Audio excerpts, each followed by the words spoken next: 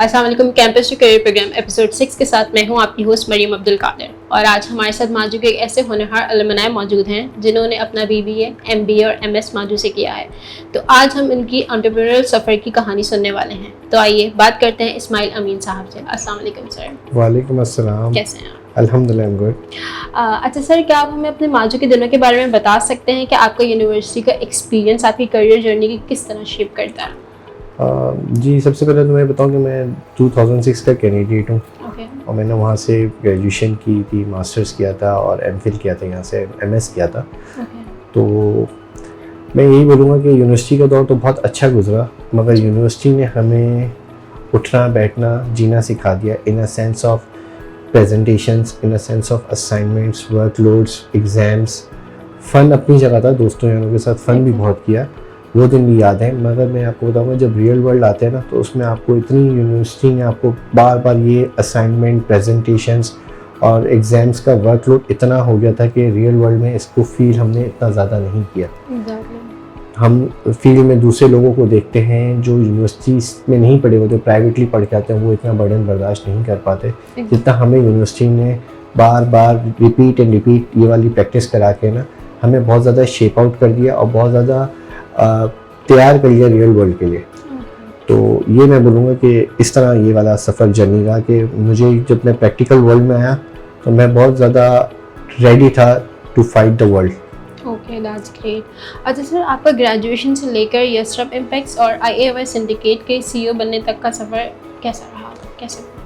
मैं इसको इस तरह बोलूँगा कि मैं यूनिवर्सिटी के पढ़ाई के दौरान ही वालिद साहब का ऑफिस ज्वाइन कर लिया था और वालिद साहब का ऑफिस ज्वाइन करने के बाद उनकी कंपनी का नाम था यसरफ इम्पैक्ट्स। तो उनके बिज़नेस को चलाना देखना स्टार्ट किया, पहले तो सीखना स्टार्ट किया। आफ्टर मास्टर्स पापा ने मुझे जिम्मेदारी दी कि अब तुम ये चलाओ। तो मैंने अल्हम्दुलिल्लाह एक बहुत बड़े टर्नओवर तक ये बिज़नेस पहुंचा दिया था, लाइक 300 मिलियन। तो उसके बाद ये हुआ था कि यहाँ पे पाकिस्तान में टैक्सेशंस की बहुत ज़्यादा प्रॉब्लम्स हैं। तो जब इतनी बड़ा जब टर्नओवर बढ़ जाता है ना, तो आपको टैक्स के प्रॉब्लम्स आते हैं, तो आप LTU में चले जाते हैं, लार्जर टैक्स पेयर यूनिट्स। और मैं एक बात ऐड ऑन करना चाहूँगा कि आपके रेडियो के प्रोग्राम के तवज्जुह से कि प्लीज़ ये आपके स्टूडेंट्स जो है ना, ये टैक्सेशन को लाजमी सीखें, टैक्सेशन को बिल्कुल लाइटली ना लें, टैक्सेशन को सीख के रियल वर्ल्ड में जाएँ तो it will get very beneficial for you. तो बहरहाल ये मैं आपको बता रहा था अपने वालिद साहब का कि वो जो 300 मिलियन का बिज़नेस था ना, वो इतना ज़्यादा हो गया था कि हमें FBR की तरफ से और बहुत ज़्यादा प्रॉब्लम्स आने लग गए थे, नोटिस वगैरह। उसका हमने हल ये निकाला कि एक और कंपनी इस्टेब्लिश की, IAY सिंडिकेट, जो कि मेरे नाम पे है। और हमने क्या कहते हैं उस 300 मिलियन के टर्नओवर को, एनुअल टर्नओवर के बिज़नेस को हमने डिवाइड बाई 2 कर लिया। तो ये 150 मिलियन यहाँ चला गया, 150 मिलियन वहाँ चला गया। तो हमें टैक्सेशन में कूल डाउन प्रोसेस हो गया। जो हमें आए दिन नोटिस आ रहे थे या बहुत ज़्यादा मामलात हो रहे थे, उसमें हमें काफ़ी रिलैक्स मिल गया। तो ये एक सफ़र है यसरफ इम्पैक्ट से IAY का बनने में, मगर इसको 10 साल लगे। मतलब 2012 से मैंने ज्वाइन किया तो IAY सिंडिकेट 2022 में इस्टेब्लिश हुई। इस 10 साल में हमने इस टर्नओवर को इतना बढ़ा के यहाँ तक पहुँचाया कि हम दूसरी कंपनी पे चले गए। That's so good, माशाल्लाह। अच्छा सर, आप दोनों कंपनी के दरमियान गियर्स कैसे शिफ्ट करते हैं विदाउट एनी बर्नआउट? कोई इतना ज़्यादा हर्डल नहीं है। ये बेसिकली आपको बताया ना, ये कंपनीज 2 बनाने का मकसद टैक्सेशन के प्रॉब्लम से बचने था। इनका ऑफिस भी एक है, इनके ओनर समझो एक तरह से मैं ही हैंडल्स कर रहा हूँ। और ये कि इसमें कोई इतना कोई इतनी डिफ़िकल्ट गेम नहीं है, बहुत इजी है। बस आपको अकाउंट्स चेंज करने, साइनिंग प्रॉब्लम है कि इस कंपनी की स्टैम्प पे ये वाली साइन होगी, उस कंपनी की स्टैम्प पे ये वाली साइन होगी। कोई इतना ज़्यादा कोई डिफ़िकल्ट गेम नहीं है। ओके। तो सर, कभी कोई ऐसी गलती जो पहले एम्बैरेसमेंट बनी और फिर एक वैल्यूएबल लेसन बनी हो? हाँ, इस तरह की काफ़ी गलतियाँ हैं। ये है कि हमारी इंडस्ट्री में, हमारे माशरे में हम क्रेडिट देते हैं लोगों को। तो जब एक दफ़ा उसको क्रेडिट दे दिया, उसने हमें बहुत लेट किया, बहुत सफ़र कराया, तो एम्बैरेसमेंट फील भी की, नहीं यार ये गलत हो गया। मगर ये है कि ऐसा भी हुआ है कि किसी ने बहुत ज़्यादा सफ़र करने के बाद पता चला उसके साथ कोई मामलात थे, कोई मसले मसाइल थे। जब वो निकला तो वो एक गोल्डन कस्टमर निकला और हमारा प्रीमियम कस्टमर हो गया। तो ये इस तरह के बहुत सारे केसेस हैं कि पहले शर्मिंदगी होती है यार कि हमारा डिसीजन गलत रहा इसको मटेरियल प्रोवाइड करने का। स्टील की कमोडिटी ना बहुत महंगी कमोडिटी है, तो आपको एक डिसीजन लेने पे ना मिलियंस के दाव पे लग जाता है पैसा। तो वो एक एम्बैरेसिंग सिचुएशन होती है और कभी कभार ये एम्बैरेसिंग सिचुएशन प्रीमियम कस्टमर्स में भी तब्दील हो जाती है। ओके, अच्छा सर, आप कैसे डिसाइड करते हैं कि कौन सा रिस्क लेना वर्थ है और कौन सा नहीं?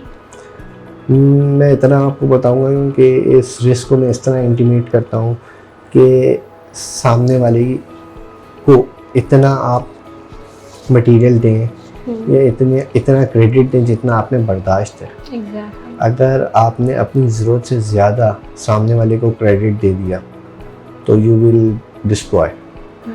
तो इतना दें सामने वाले पे, इतना ट्रस्ट करें जितनी आपकी बर्दाश्त है। अगर आपका सिस्टम डिस्टर्ब हो रहा है तो डोंट गो फॉर इट, क्योंकि आपकी लिक्विडिटी है तो आपका बिजनेस जिंदा है। अगर आपकी लिक्विडिटी डेड हो गई तो आपका कारोबार ख़त्म हो गया। तो ये है बस, रिस्क इतना लें जितना बर्दाश्त कर सकें।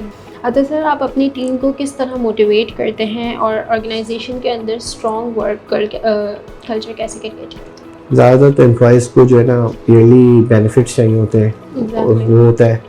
और जब एक एम्प्लॉय हमारे साथ इतने साल लगा लेता है तो उसकी बहन की शादी, उसके अपने बच्चे का स्कूल का एडमिशन, इस तरह के कोई भी मामला होते हैं तो हम उस तरह उसकी हेल्प आउट करके उसकी मोटिवेशन को हम जीत लेते हैं कि वह हमारे ऑफिस के काम में और ज़्यादा सिंसियर हो जाए। तो ये हम इस तरह इस चीज़ को लेके चलते हैं कि उसकी परेशानी हमारी परेशानी है और उसको एज एन ट्रीट ये करते हैं कि यार ये हमारा फैमिली मेम्बर है।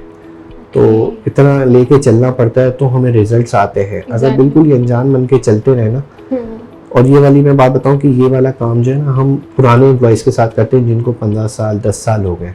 मेरे अंडर में कोई 7 एम्प्लॉयज़ हैं, तो उनको इस तरह लेके हम चलते हैं। तो जो नए होते हैं उनके साथ तो नहीं होता इतना कॉम्पिटिशन, मगर जो पुराने होते हैं उनको हम एज एन फैमिली ट्रीट करते हैं तो वो हमें फिर ज़रूरत से ज़्यादा रिजल्ट्स भी देते हैं। जो एक्सपेक्टेशन लेवल होता है और जो रियल लेवल होता है वो बहुत ज़्यादा डिफरेंस होता है। ओके, अच्छा सर, आपने अपनी जॉब का कौन सा पार्ट अभी तक सबसे ज़्यादा एक्साइट करता है? I think a good profit. एक सबसे ज़्यादा एक्साइटमेंट ये है कि मेरा इतना लो लेवल बिजनेस था 2012 में, तो उस पर मैं आपको ये बताऊंगा कि जब इंसान तरक्की करता है ना तो वो बस कुछ चीज़ें बैक करके देखता है कि मैंने इस 15 साल के सफ़र में क्या क्या किया। तो उसमें ये था कि 3 बहनों की शादियां करवाई और ख़ुद हज किया और फिर क्या कहते हैं वालिदैन को हज पे भेजा, फिर क्या कहते हैं यूरोप, ऑस्ट्रेलिया, अमेरिका, इनके ट्रिप्स किए। तो ये एक बहुत एक्साइटेड मामला है कि ये एंजॉयबल है मेरे लिए मोमेंट। अच्छा सर, अब हम आपने नए एंटरप्रेन्योर्स का आप क्या गोल्डन एडवाइस देना चाहेंगे? मैं उनको 4 एडवाइसेस दूंगा कि एंटरप्रेन्योर्स के लिए कि सबसे पहले अल्लाह पे तवक्कल रखें और अपने वालिदैन की दुआएं लें। ये पहला स्टेप है मेरी नज़र में। और बुकिश बातें सारी अपनी जगह ठीक है एंटरप्रेन्योर्स के लिए, मगर मेरे अपने कुछ 3-4 असूल हैं जिसको मैंने देखा तो मैं आपको अपने एक्सपीरियंस से शेयर कर रहा हूँ। कि दूसरा जो है ना स्टेप है वो ये है कि आपने जो है ना यूनिवर्सिटी लाइफ में कोशिश करें कि लव मैरिज साइड पे ना जाए। उसकी वजह ये है कि आपने जब पास आउट होना है तो आपके पार्टनर ने पास आउट होना है और घर पे प्रेशर आना है कि भाई रिश्ता आ रहा है और आपने जो है ना अपने एंटरप्रेन्योर के लिए आपको है ना एक स्टार्टअप करना होता है यूनिवर्सिटी के पास आउट होने के बाद, जिसकी वजह से आपको बहुत डिफ़िकल्टीज आती हैं कि नहीं यार उसकी अम्मा अब्बा बोलेंगे अभी तो नई दुकान खोली है, अभी उसको बहुत टाइम लगना है, तो ये बेटा ये सही नहीं है। तो आप इस डर और खौफ से ना आप एक जॉब साइट पे चले जाते हो। तो ये एक दूसरा मेरा है। तीसरा मैं आपको बताऊंगा कि आप जो है ना काम ऐसा करें कि जिस पे डिपेंडेंसी आपकी अपनी कम हो। काम ऐसा करें, स्टार्टअप ऐसा लें जिसमें आपकी अपनी डिपेंडेंसी पे आपका काम ना खड़ा हो। हाँ, एक डिपेंडेंसी वो होती है कि आपका अकाउंटिंग का बंदा नहीं आया और आपका स्टाफ का बंदा नहीं है तो आपका काम आज के दिन पेंडिंग हो गया, कल हो जाएगा। मगर अगर आपकी प्रेजेंस से ही आपका काम होना है तो कोशिश करें ऐसा काम कोई ना करे। Thank you so much sir, आपने अपना टाइम दिया और अपनी जर्नी हमारे साथ शेयर की। Thank you so much for your time. You are welcome, you are welcome. इसी के साथ हमारा एपिसोड यहीं पर इख्तिताम पजीर होता है। अगले एपिसोड में एक नए अलमनाई के साथ मिलते हैं, तब तक के लिए अल्लाह हाफ़िज़।